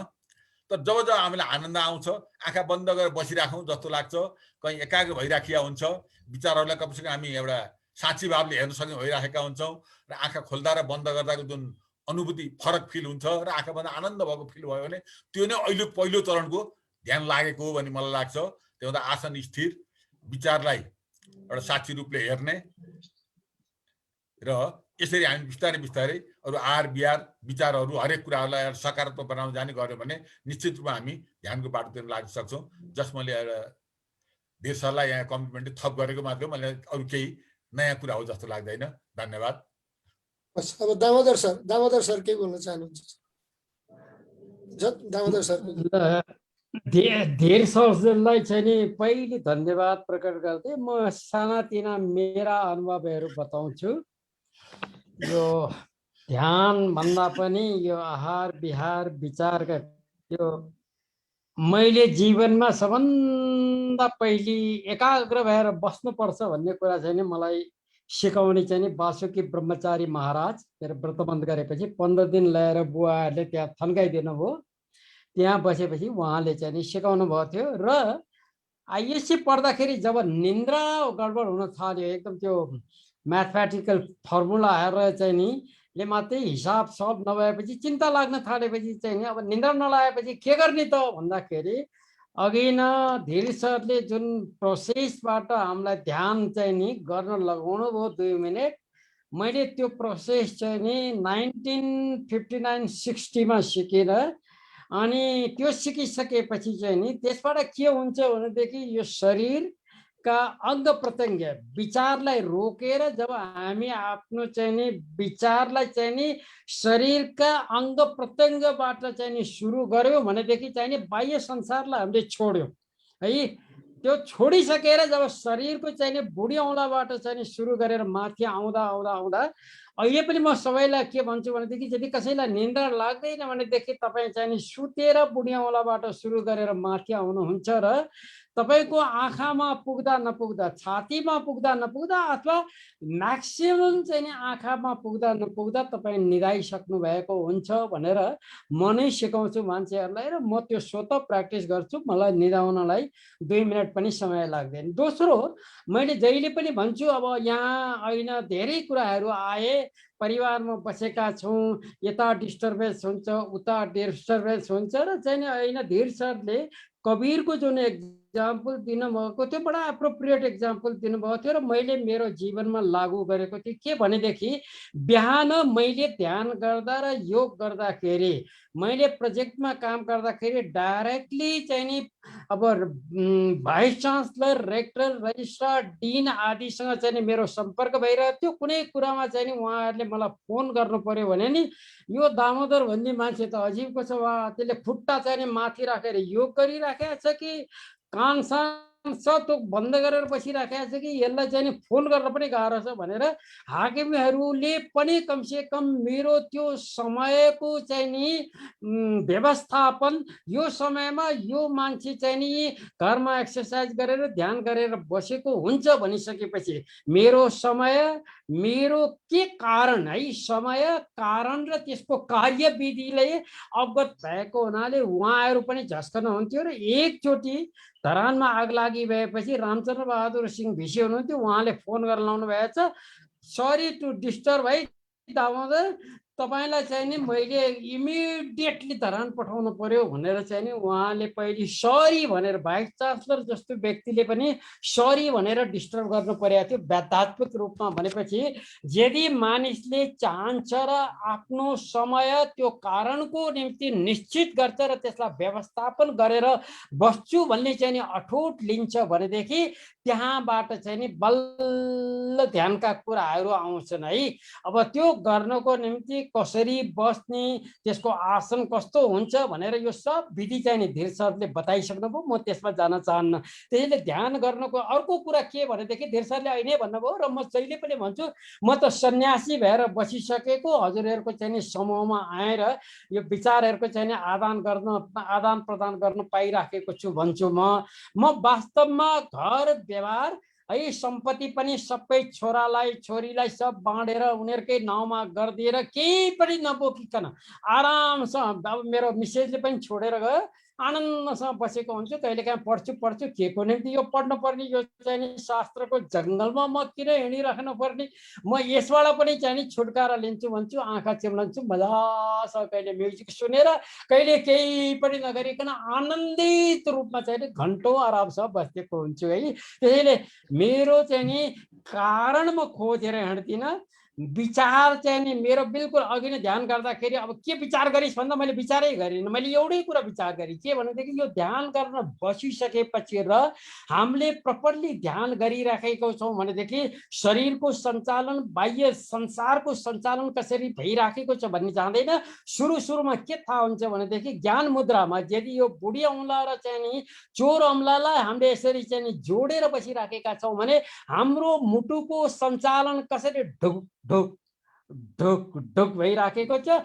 त्यो मुटुबाट चाहिँ नि हामीले कुनै हावाले कुनै पनि डिस्टर्बेन्स नगरेको तलाउमा एउटा ढुङ्गा लिएर टक्क हाल्दाखेरि त्यसबाट रिङहरू बनेर है, छालहरू बनेर जब त्यो रिङहरू बाहिरतिर चाहिँ नि जान्छ, त्यो बाहिर गएको रिङहरू जस्तै हाम्रो मुटुबाट चाहिँ नि मुटुको स्पन्दनले चाहिँ नि जब रगतलाई चाहिँ नि बाहिर पठाउँछ त त्यो स्पन्दन हामीले ध्यानमा बस्दाखेरि सबभन्दा पहिले अनुभव गर्ने कुरा चाहिँ नि त्यो हो।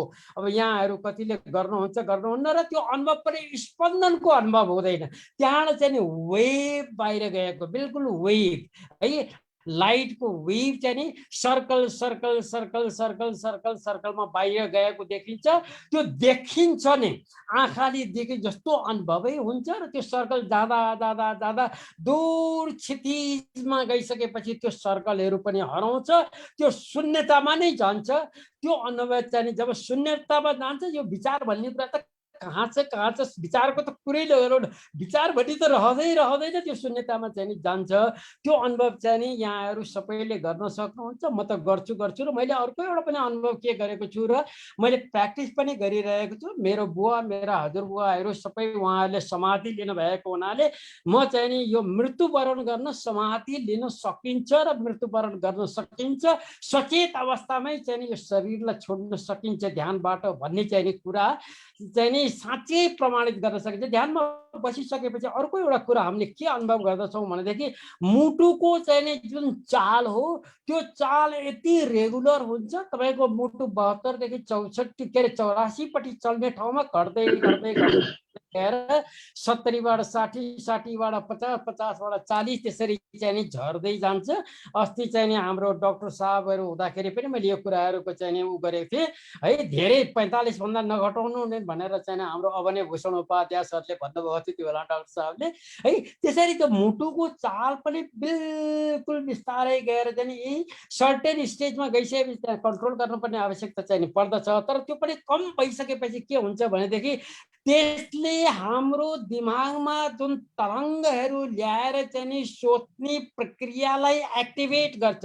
जस्तो एटोमिक चाहिँ नि उ गर्दाखेरि चाहिँ एक्टिभेट हुन्छ, त्यस्तै सोच्ने प्रक्रियालाई एक्टिभेट हुन्छ। जब हाम्रो मुटुको सञ्चालनलाई हामीले चाहिँ नि बिल्कुल संयन्त्रित रूपमा कमभन्दा कम सञ्चालन गरेर लिएर जान्छौँ, हाम्रो शरीरलाई अक्सिजनको मात्रा पनि कम चाहिँ नि हुन्छ। त्यो बेलामा चाहिँ नि लामा लामा सास लिन पनि पर्दैन, हामीले बिस्तारो सुस्त रूपमा बिस्तार बिल्कुल सास लामो हुन्छ तर धेरै चाहिँ नि तानिराखेका हुँदैनौँ, बिस्तार तानिराखेका हुन्छौँ। त्यसले शरीरलाई चाहिँ नि अघि नै धीर सरले भन्नुभयो यस्तो रिल्याक्सेसन गरिदिन्छ कि तपाईँलाई शरीरको आफ्नो चाहिँ नि अङ्ग कहाँ छ के छ भन्ने त्यो फिलिङबाट नै चाहिँ नि हामी के भएका हुन्छौँ भने फ्री भएका हुन्छौँ। त्यसैले मैले ध्यानलाई चाहिँ नि के भन्छु भनेदेखि मैले विद्यार्थीहरूलाई पनि भन्दाखेरि मैले चाहिँ नि विद्यार्थी विद्यार्थीहरूलाई चाहिँ नि मोटिभेसनको कार्यक्रममा जाँदाखेरि कन्सन्ट्रेसन अफ माइन्ड भनेर जति पनि सिकाइराखेको छ त्यो उल्टो विधि हो भन्छु म। You try to be free of all the distractions and the thought. त्यो भइसकेपछिबाट मात्र चाहिँ नि कुनै एउटा विषयमा, अघि नै धीर सरले भन्नुभयो यहाँ ईश्वर भन्ने कुरा गर्नुभयो, विद्यार्थीको निम्ति पनि यो लागू हुन्छ। डिस्ट्राक्सन के अरे फ्री फ्रम द डिस्ट्राक्सन्स भइसकेपछि चाहिँ नि के हुन्छ भनेदेखि ध्यान केन्द्रित हुन्छ। कुनै एउटा विषयमा लगेर लगायो भनेदेखि त्यो विद्यार्थीले त्यो विषयमा तत्काल चाहिँ नि एकचोटि अध्ययन गर्दाखेरि उसको स्मरण चाहिँ उसमा गएर त्यो फाइल बनेर यस्तो राम्रोसँग रहन्छ। चाहिँ नि विधि चाहिँ नि मैले मेरो चाहिँ जीवनमा प्र्याक्टिस पनि त्यही गरेको छु र म मेरा यी सानातिना अनुभवहरू यहाँहरूलाई चाहिँ सुनाएर अहिले चाहिँ नि म बिदा हुन्छु। धन्यवाद धन्यवाद दामोदर सर। बडा यो ध्यानको इसेन्स नै यहाँले बताइदिनु भयो, मलाई खुसी पनि लाग्यो।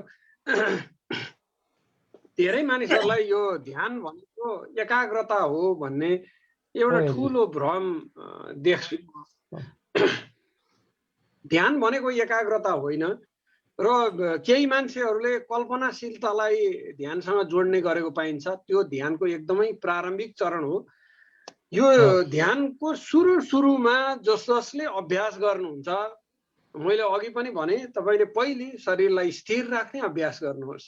हलनचलन नगरीसँग कति मिनेट बस्न सकिन्छ आज तपाई बस्ने प्रयत्न गर्नुहोस्, भोलि बस्ने प्रयत्न गर्नुहोस्, पर्सि बस्ने प्रयत्न गर्नुहोस्। अहिले यो जग्गी वासुदेव त के भन्नुहुन्छ भने यदि 1 घण्टा तिमी हलचल नगरिकन एउटै आसनमा स्थिर बस्न सक्यौ भने क्रान्तिकारी परिवर्तन हुन सक्छ भन्ने उहाँको 1 घण्टा समय देऊ जीवनमा सब कुछ फरक पर जाता है भनेर उहाँले चाहिँ एकदम त्यो भिडियो पनि हेर्न सक्नुहुन्छ सद्गुरु वसुदेवको। मलाई असाध्यै मन पर्छ उनको त्यो कुरा। यो सुरुमा चाहिँ ध्यानमा अब्जर्भेसनको कला र शरीरलाई शिथिलीकरणको कला। अब यो विभिन्न गुरुहरूले आफूले प्रयोग गरेको विधिहरूलाई प्राथमिकता दिएर प्रचार गर्नुहुन्छ, त्यो स्वाभाविक पनि हो, किनभने उहाँको घटना नै त्यसैबाट घटित भएको छ। जुन कुराबाट उहाँ आफूले घटना घट्यो त्यो कुरालाई बढी प्रचार हुन्छ। जस्तो तपाईले यो योग विद्यालय मुंगेरको यदि लिटरेचरहरू हेर्नुभयो, उहाँहरूको विधि हेर्नुभयो भने उहाँहरूले शरीरको शिथिलीकरणलाई सबभन्दा बढी जोड दिनु भएको छ।